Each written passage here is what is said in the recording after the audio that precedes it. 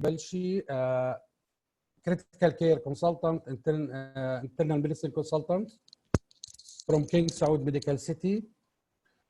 I'm happy to be with you in this course for non ICU physician for orientation about the COVID-19. My talk today about pneumonia. As we see here in this slide, the total cases in the world and up to date is of about 5 million cases, with total deaths about 330,000 and recovery about 2 million.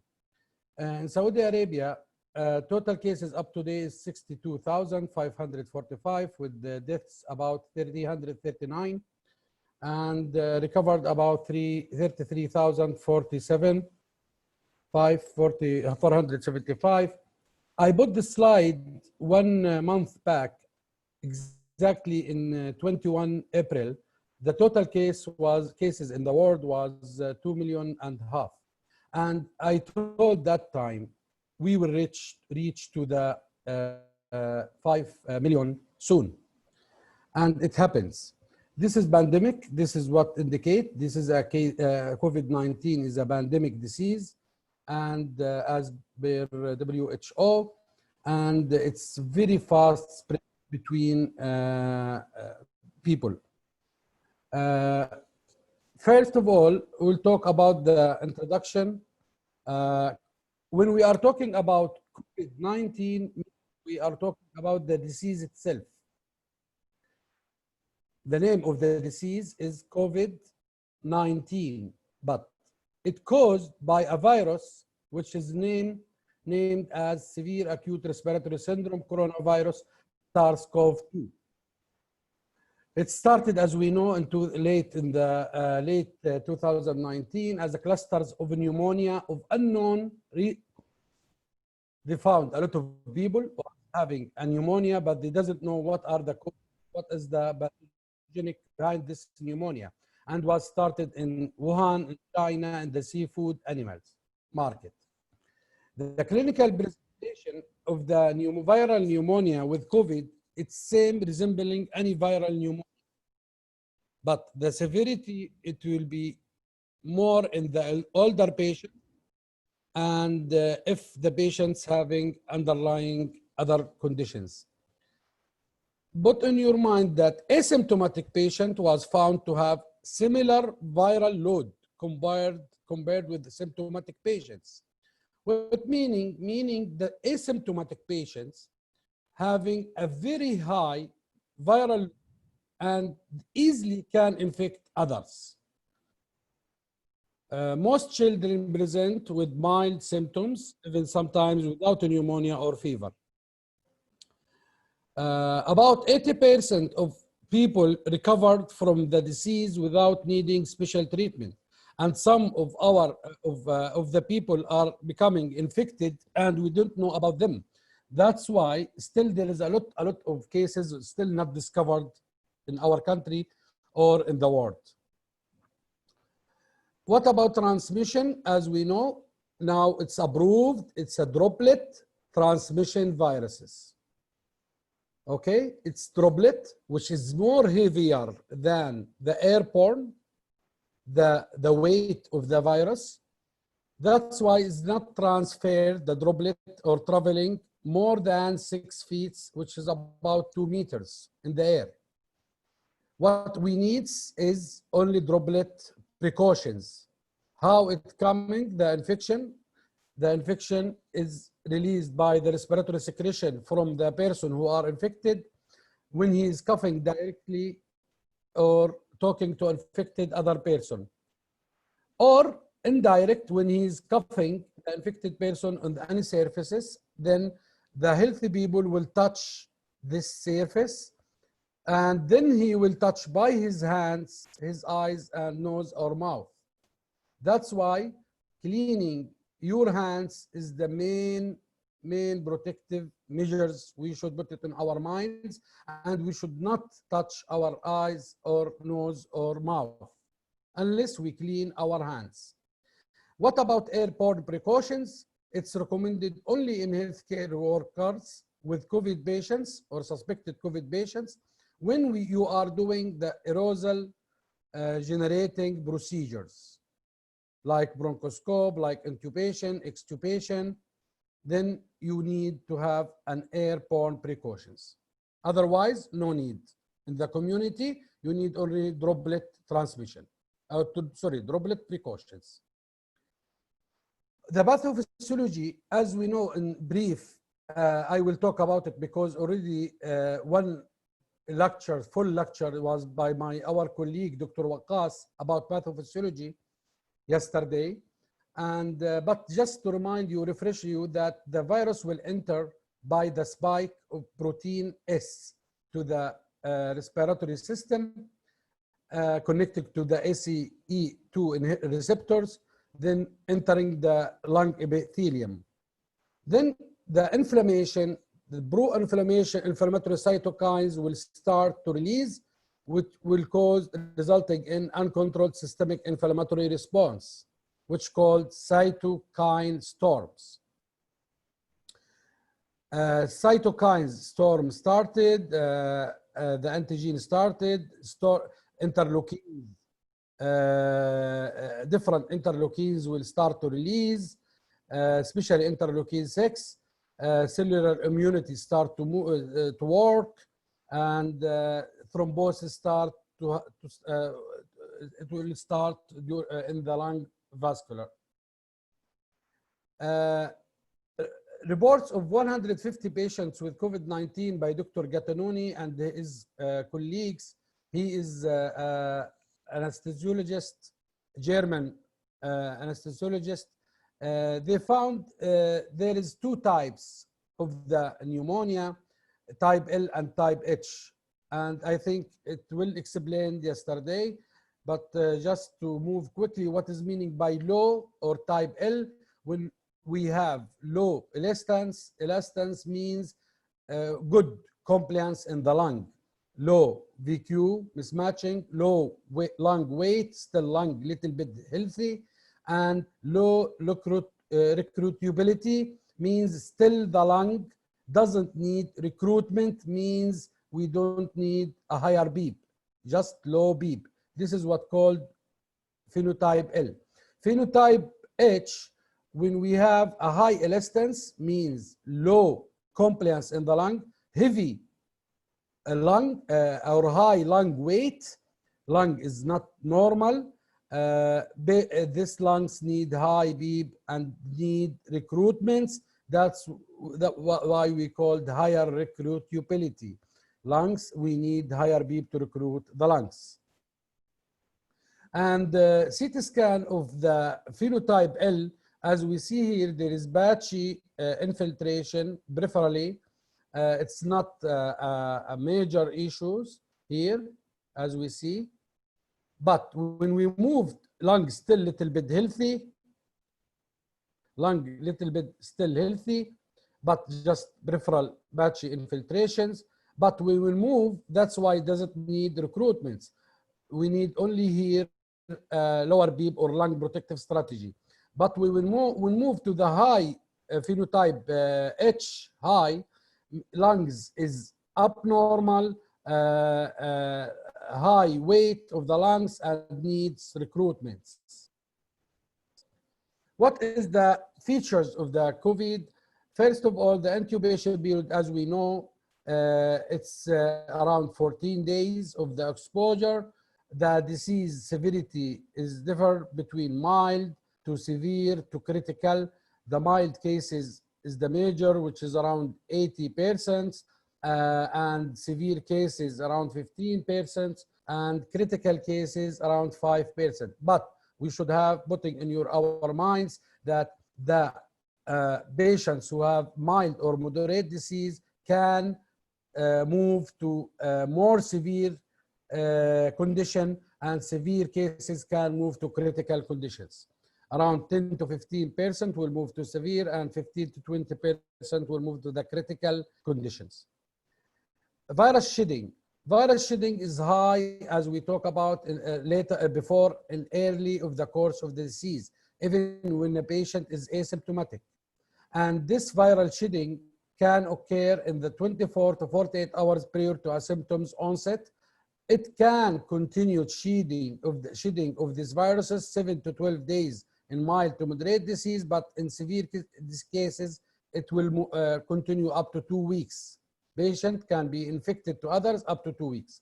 Patients who recovered can be PCR positive after symptoms resolve in some patients. How we can differentiate between bacterial and viral pneumonia? Actually, it's difficult to differentiate between both viral and bacterial, but as we are in pandemic time with COVID-19, the prevalent in the community, patient presenting with pneumonia will put on our mind the viral infection in the top, especially with COVID-19. Anything can help us to differentiate, yes, but it's not 100% differentiation between bacterial and viral. But what is towards the viral pneumonia, most likely in patient who is presenting with a history of typical COVID-19 symptoms. We will talk about the symptoms now for 1 week, or severe muscle pain, myalgia, or has loss of sense of smell when breathless, but has no pleuritic pain. This is very important. No pleuritic pain in viral pneumonia. Patient has a history of exposure to suspected COVID patients. What about bacterial causes of pneumonia? It's more likely in patients who have pleuritic pain and does not have history of contact or with COVID-19 patients, or doesn't have symptoms of COVID-19, and he have more purulent sputums. Clinical presentation, it's not typical. It is non-specific, but the most common symptoms we noticed in the patients with COVID-19 is a fever around 89 to 90%, dry cough. Again, dry cough. It's not expectorating. Patient doesn't have sputum. Most of the patient having dry cough, fatigue, shortness of breath. This is the most common. Less common, as we say, myalgia, headache, sore throat, chills, GI symptoms, and don't forget loss of sense and of the taste and smelling. This slide just to tell you about the stages of the disease. Here it's around 5 stages. Some of the other countries decide, or policies, they say three or 4 stages. But what we have here, asymptomatic stage, symptomatic but no evidence of a pneumonia. 3rd stage is a pneumonia. 4th stage pneumonia with hypoxemia, and 5th stage is critically ill with shock and multi-organ failure, ARDS. Most of the ICU patient will enter the ICU, the critical patient, in these stages: pneumonia with hypoxemia and critically ill patients with shock or multi-organ failure. And mortality in ICU with COVID-19 patients is very high. It's around between 50 to 70%, and approximately around 60 or 55% mortality in ICU for intubated patients who are having severe COVID-19. What are the complications? Pneumonia, sure, this is the most important, and acute respiratory distress syndrome, acute cardiac injury. Patient can present with MI or cardiac arrest, arrhythmia, cardiomyopathy, secondary infection, and sepsis. Patient may die from septic shock or secondary infection, acute kidney injury, and multi-organ failure. Regarding the physical examination, same as bacterial pneumonia, we will find an auscultation in respiratory crackles, rares, or bronchial breathing. Clinically, patient will be in distress, respiratory distress, tachypneic, tachycardic, and combined with hypoxemia. Now, for the most important questions here, the most common chest X-ray findings in COVID-19 patient is bilateral lung infiltration, and it's correlated with the degree of hypoxemia. Is it true or false? I want just to test your knowledge. If you face any patient with COVID-19 in the past, and sure you saw the chest X-rays, where is the bowling, Ahmed? If you see the chest X-ray, how you can decide this patient is having severe pneumonia or mild pneumonia? Is it hypoxic or not? Bowling started. Please try to answer the questions all. We will wait 1 minute.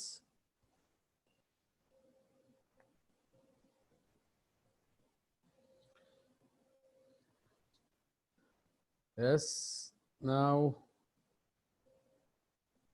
only 40% voted until now. Please answer the polling.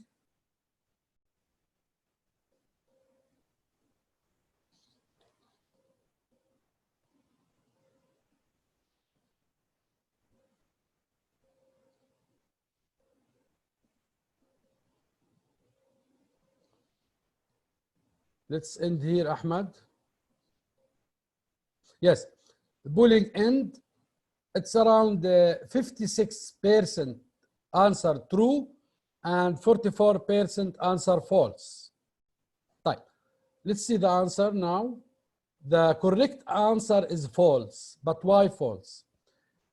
Most common chest X-ray findings in COVID-19 patient is bilateral lung infiltration. This is true, first part of the questions, but is it correlated with the degree of hypoxemia? No, it's not correlated with the degree of hypoxemia. You can find a very bad chest X-ray and infiltration, but patient not hypoxic. And you can find a normal X-ray in patients who have severe hypoxemia. Next slide. Yeah. We will talk now about the most important points is imaging in pneumonia on COVID patients. We have to follow the protocol and policy in our hospital or our cluster about the first line imaging. First line imaging is chest X-ray. In all patients, order the chest X-ray, but when you are ordering the chest X-ray, do the portable chest X-ray to avoid transporting the patient to radiological department. What are the findings in the chest X-ray? The most common findings in 75% is lung infiltration, bilateral lung infiltration. Unilateral lung infiltration will found is 25% of the patients. And most important, this infiltration, you will find it as peripheral infiltrations. It's not central. This is one X-ray of very, very bad, severe COVID-19 patient who was intubated with central line. He is in ICU. Right. Next imaging? Next imaging is the PUCAS. PUCAS is point of care of ultrasound. It's very important now and having a very major role in imaging in patient with COVID-19. Why? Because ultrasound is a point of care of ultrasound of the lung is enough for us and giving an informative details and for me about the lungs in a patient with COVID patient. A lot of information which looks like يعني, at least is correlates with the CT findings. It's easy to be done. It will not take more than 5 to 10 minutes. It's just a points. We'll check it in the chest of the patients. No need to transport patient down for CT scan, and it correlates with the CT findings, and it can be done even twice daily to check the patient's condition, lung condition, is the patient is improving or deteriorating. What are the most findings observed in ultrasound lung. We will have the most common is multiple P line, regular thickened pleural line with scattered discontinuation, subpleural consolidations, alveolar consolidations. We will explain what is P line for people who doesn't know or the ultrasound. This is the photo of the ultrasound of COVID patients, and this is the prop. We'll use it. This is the P line. The vertical lines is the P line, the white one, and in between you will find this the ribs shadow. The black is the ribs shadow. This is a 3 P lines here, and this is scattered or confluent P line, more than 3. 1, 2, 3, 4, 5 P lines. Here is a white vertical lines, big one which is called reflect consolidation, and large consolidation because it's here and here and here. Again here, just to know what is the normal findings of ultrasound, transverse lines like this one, it's called A line. A line is a normal pattern in the ultrasound of a normal or healthy person. This is the A line, and the black is the rib shadow. When we don't see here a P line, right? This is only transverse white color lines, which is called A line. When we will see patient with these lines, this photo after when he's recovering, means this patient really recovering from COVID-19, means patient is recovered now, the lung is healthy. Here is the P line, as we say, this is the 4 P line, and the black is the shadow, rib shadow line. Right. And this is the point where we are putting the prop to check the P line consolidation or pleural effusion or others. By the way, pleural effusion and lymphadenopathy is not a common in COVID patients. Is very rare and not considering as a pattern of COVID patients, infected COVID patients.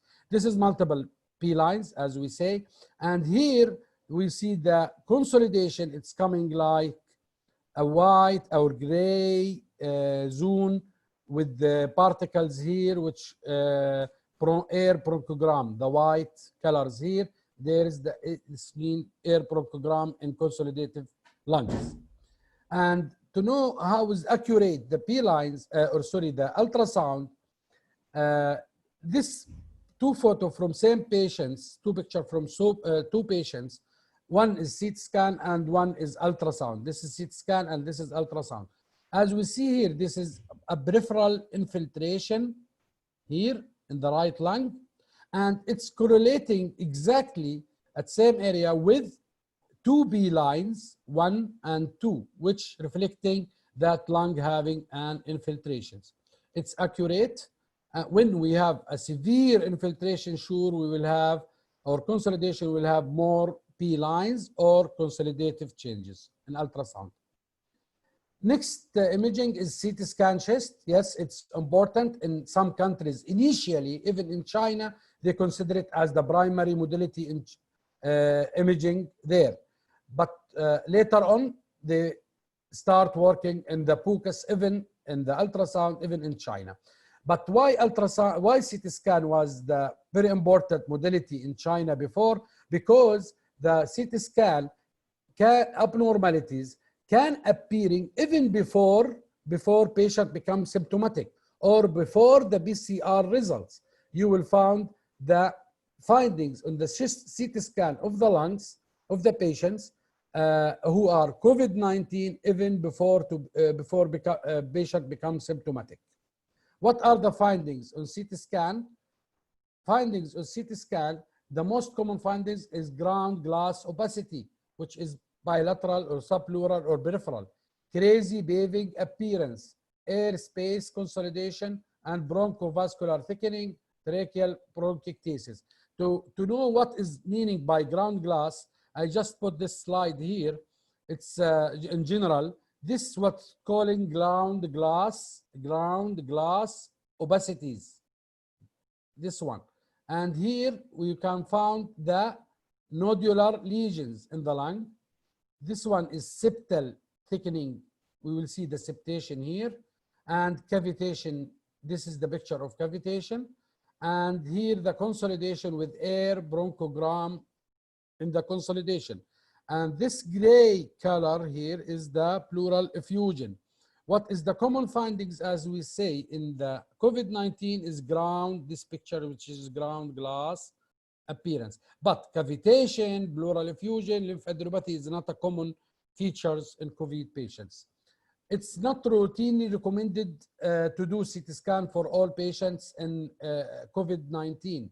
Why? Because we need to avoid unnecessary exposure to the healthcare worker and the radiologist during transportation.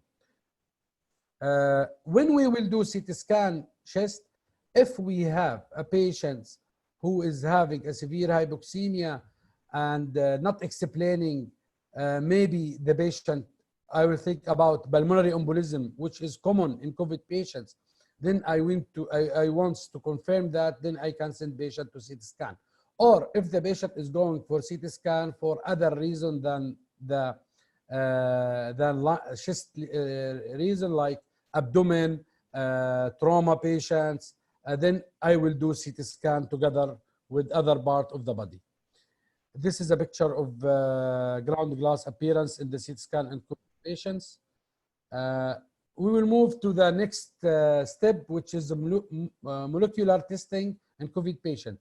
It's requiring to confirm the diagnosis in all patients with suspect COVID-19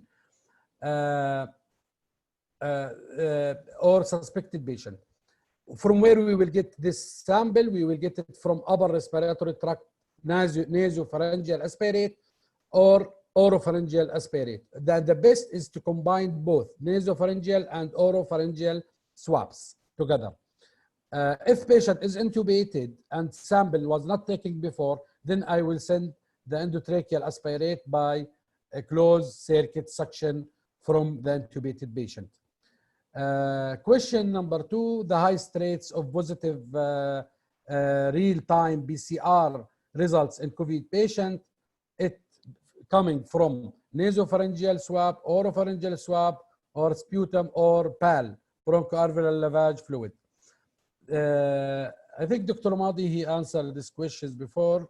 You will put pooling, Ahmed, or we'll see the chat. Yes. For sake of the time, no need for pooling here. I will answer the questions. Okay, pooling started. Which sample having the higher sensitivity of the positive results on COVID patients? Is it bronchoalveolar lavage or sputum or nasopharyngeal or oropharyngeal? Okay. I will end pooling here. Most of the answers is toward for number 1. In pooling, it's around 86% answering the bronchoalveolar lavage, 11% answer nasopharyngeal swab, and 4% answering the oropharyngeal swab. Type. Let's see the answer. The answer is A, bronchoalveolar lavage, PAL. Why PAL? As we see here, the table, the positivity and sensitivity of the test is 93% for bronchoalveolar lavage. Is it meaning I have to do bronchoalveolar lavage for all patients? No. Try to avoid bronchoalveolar lavage, bronchoscopy, because it's one of the aerosol generating procedures. But when I will do it, if I fail all positive, all my samples before are negative. If I took a sample for nasopharyngeal or oropharyngeal swab and came negative, next step is to repeat the sample. And next step after that, if it's negative, I will do sputum. If it's negative, I will go for bronchoscopy and bronchoalveolar lavage. Nasal swab, having 2/3 of cases positive, 63%, and oropharyngeal swab, 32%. If I combine both together, then I will have a higher sensitivity for nasal and pharyngeal swab.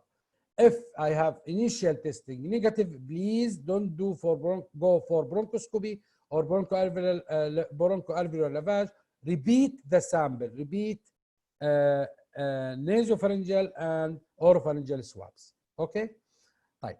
The recommendation now, after all this long talk about it, don't order sputum induction in conscious patients. Sure, don't ask patients who are conscious, not intubated, to give you sputum to send it for a sample, because it will have a high aerosol generating and exposure to the healthcare worker.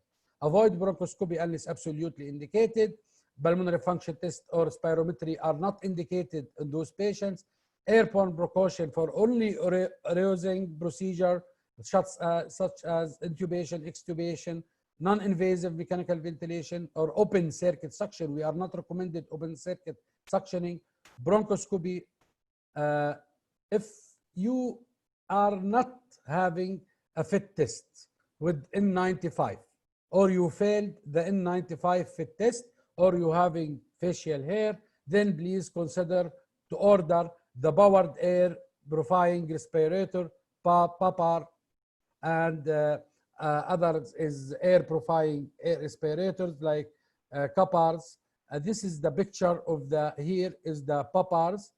Okay, if you failed the N95 test. What about rapid test? This is the last issue to discuss. Rapid test for COVID patient. This is the picture of the rapid test. We have a control C, IgG, IgM. Why we are not using for our patients? Why we are using the PCR? Rapid test will be negative in asymptomatic stages. That's why we don't use rapid test unless symptoms have started at least 3 days after the symptoms.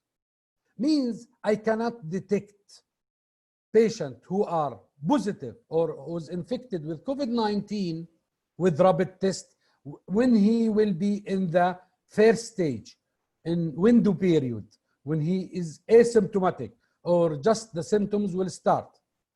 When it started to be positive, it started from the rapid test from day 7, when IgM become detectable, as we see here. Day 7 start to be positive, then it will go to disappear IgM in day 21. IgJ start to from day 14 and continue to be positive. We don't know up to how many months post recovery it will be still positive. But PCR, it will be positive from in the window period in asymptomatic patients. That's why we are doing this is the blue line. That's why this is the PCR. Why we are doing the PCR, not rapid test. PCR, it's important to discover asymptomatic patients or patient is in just start the symptoms. And this table, it's explain you what is the rapid test results, how you interpretation of this rapid test. When you have a PCR positive and negative rapid test, IgM and IgG, means patient is asymptomatic. He is in window period of the infection. When you have a positive PCR and positive IgM, means the patient is in early stage of infection. Still IgG is negative. When you have all are positive, means patient in active phase of infection, because IgG still IgM is positive and IgG start to be positive. When you have an IgJ and PCR positive, patient may be in the late stage of the infection. If IgM only positive, means could be the PCR is false negative. It should be positive. Okay, right. But maybe because of technical issue, taking the swab, it was wrong or not enough. That's why it came negative. It's false negative.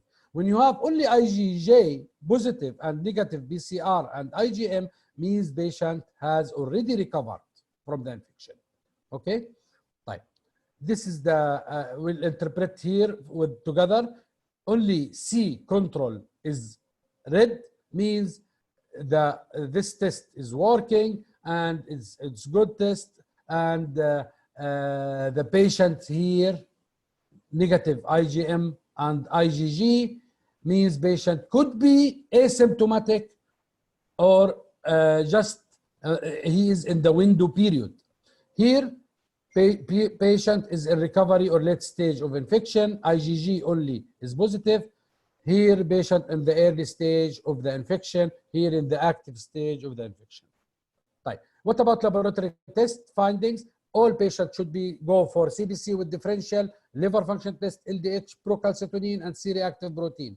The most common findings we found in patients with COVID-19 is lymphopenia. Lymphopenia, it's around 33 to 85%. Thrombocytopenia, it's not common, just only 35%. High liver function test, high LDH, high C-reactive protein, and high procalcitonin. Some other inflammatory markers is very important to be requested, like D-dimer and ferritin, because D-dimer is reflecting the severity of the disease and it correlates with the mortality of the patient. But C-reactive protein, it's correlate with the severity of disease, but not mortality of the patients. Type. This is the poor prognostic indicators. We have clinical indicators and category 1 is epidemiological, which is history and clinical and labs. When you have respiratory rate more than 24 or heart rate more than 125 or saturation less than 90, D-dimer more than 1000, C-reactive protein more than 100, elevated troponin, ferritin more than 300. This is all called prognostic indicators. When we have it high, means the patient is in severe stages of the disease.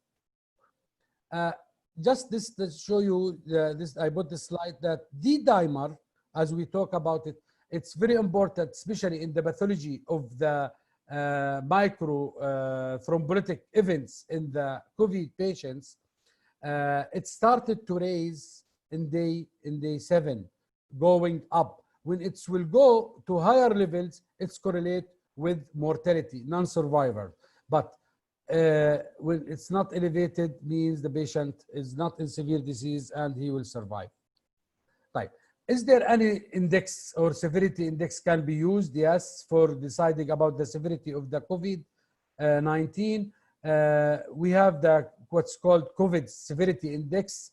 It's just need the lymphocytes, neutrophils, and D-dimer.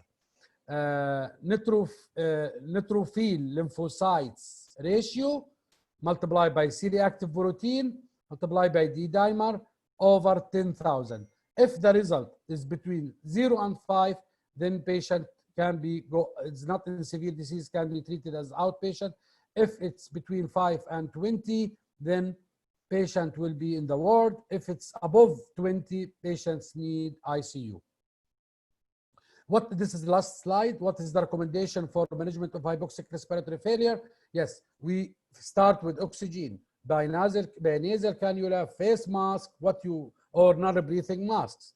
Consider early intubation. Why early intubation? Because we don't want to go for emergency intubation, which carry a lot of erosing generating procedures and to save the life of the patients. But when to intubate the patient, this is the questions. Still we are in dilemma, but the most important is not the degree of hypoxemia. The most important is the work of breathing. When you have a patient who is really dyspneic, severely dyspneic, his respiratory rate is high, above 35, for example, and he's using the accessory muscles, then don't, even if he is not hypoxic, don't wait, intubate the patient early.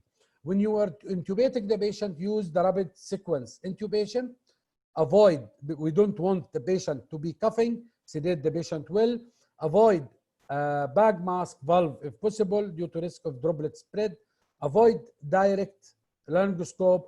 Use video laryngoscope. Why? Because with video laryngoscope, we have a distance between us, the intubating people, healthcare worker, and the patient.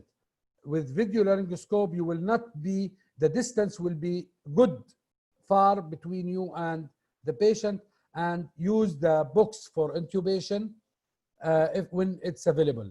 Use lung protective strategy, prone position in ERDS and prone position early, and even in spontaneously breathing patient, you can ask the patient to prone himself and sleep on his abdomen. It will help in improving the hypoxemia and recruiting the lungs. ECMO is the salvage treatment at the end when we have refractory hypoxemia, and the decision for ECMO, it will be by the ECMO team. Last questions, a scenario of 55-year-old male, hypertensive, uncaptopril, just returned from Italy, endemic area, 1 week back, and presented to your clinic with 5 days history of fever, upsetting dry cough, no history of runny nose or denied any contact with COVID-19 patient in the past. Vitally, he's having high heart rate 110, temperature high 38.9, with high respiratory 28 and saturation 90 in room air. You suspect this patient to have COVID, but when you took the swab, it came negative. Nasopharyngeal swab and came negative. The chest X-ray normal. What is your action at this point? Is to reassure the patient and prescribe just paracetamol as antihistamine as an flu patient and send him to the home, or order home isolation and ask for him to come back to if his symptoms not resolved, or admit him to the hospital isolation room, repeat nasopharyngeal swab and oropharyngeal swab, request CT scan, or do POCUS if you want, order home isolation, start treatment with hydroxychloroquine and azithromycin. I will look for the chat. Most of the candidate answering the C. The answer question is C. Yes, no need for polling, Ahmed. Yes, as this patient is tachypnic, dyspneic, and saturation only 90 on room air, no need for polling, Ahmed. The answer already, the questions, I answer it. So it's C. The answer is C, by the way. خلاص. Admit the patient to the hospital. The most important, the isolation room, because still this is suspected cases, highly suspected. Repeat nasopharyngeal and oropharyngeal swab. This is the most important. When you have a negative initial nasopharyngeal swab, please repeat it. Repeat the swab and don't rely on chest X-ray. You can go for POCUS, point of care ultrasound, or early CT scan if you decide it. Okay. I think this is the last slide. Thanks for all. Any questions, I'm ready to answer. This is the photo of the transporting capsules.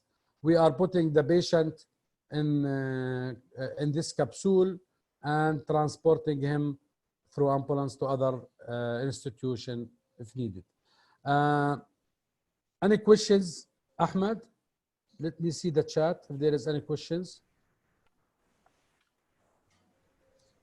Can open the mic for them even. Very nice. Okay. Time out. Thank you, Bashir. Thank you. Thank you, Bashir. I cannot control the time, no rule. I think any questions, or I will move to next speaker. It's through.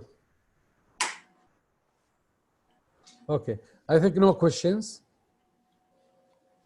Okay, thank you, Dr. Balshi. Thank you for all. Thank you so much. Thank you. Assalamu alaikum. Now we will